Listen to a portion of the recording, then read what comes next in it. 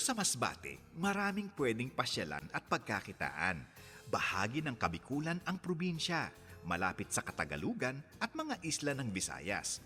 Dito namin nakilala ang ilang Pinoy entrepreneur na imbis mag-alsabalutan, tiwala pa rin sila sa kabuhayang kanilang nakagisnan. Sa eroplano pa lang, kitang-kita na kung bakit isa sa leading copra producer ang probinsya ng Masbate. Ang pangunahing puno, walang iba kundi ang niyog. Maraming gamit ang niyog. Dito nanggaling ang tuba, mga native handicraft at marami pang iba. Dito sa Masbate, kabuhayan ng marami ang pagkokopra, tulad na lang ni Ginoong Orlando Lim. Dito, for export, di ba? Oh, saka yung namumunga, continuous. Continuous ang harvest mo. Every 2 months, ka-harvest ka. Oh. 1950s ang coconut plantation ng pamilya Lim. Kumpara sa ibang negosyo, humigit kumulang na 7 taon ang hihintayin bago mamunga ang murang puno ng niyog.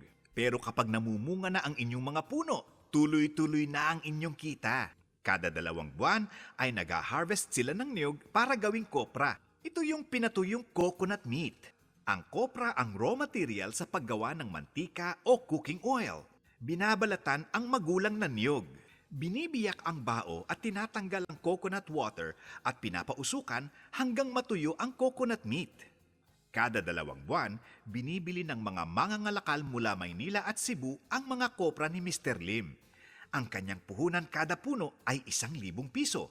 Ito ay para sa maintenance ng mga puno at bayad sa labor. Pero hindi pare-pareho ang presyo ng kopra.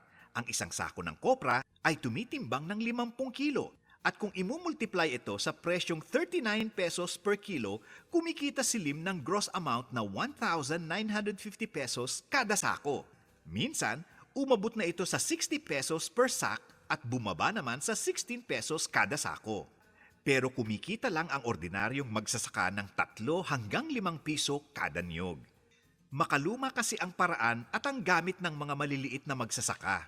Naniniwala si Lim na mas kikita ng malaki ang magsasaka kung maide-develop ang ibang gamit ng niyog tulad ng virgin coconut oil o coco coir sa Masbate at ibang lugar.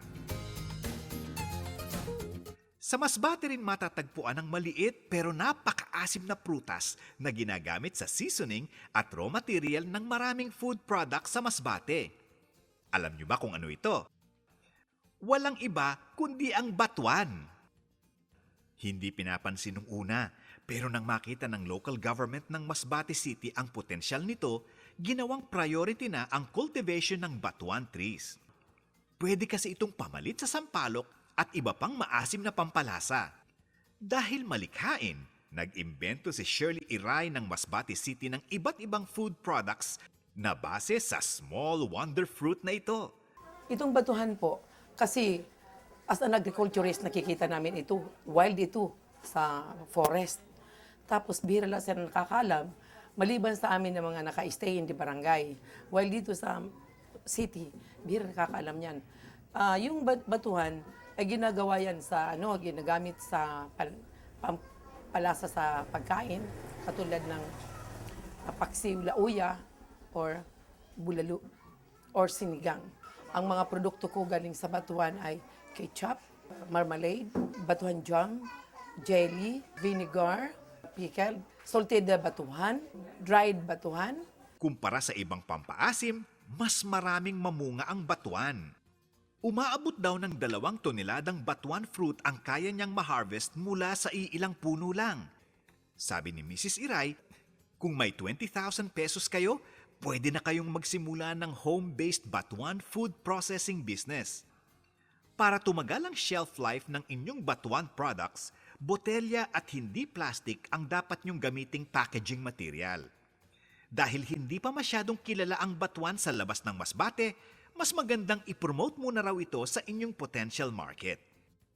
So if in case na kailangan nilang tulong namin, willing ako magturo para may technology transfer naman sa mga kababayan ko.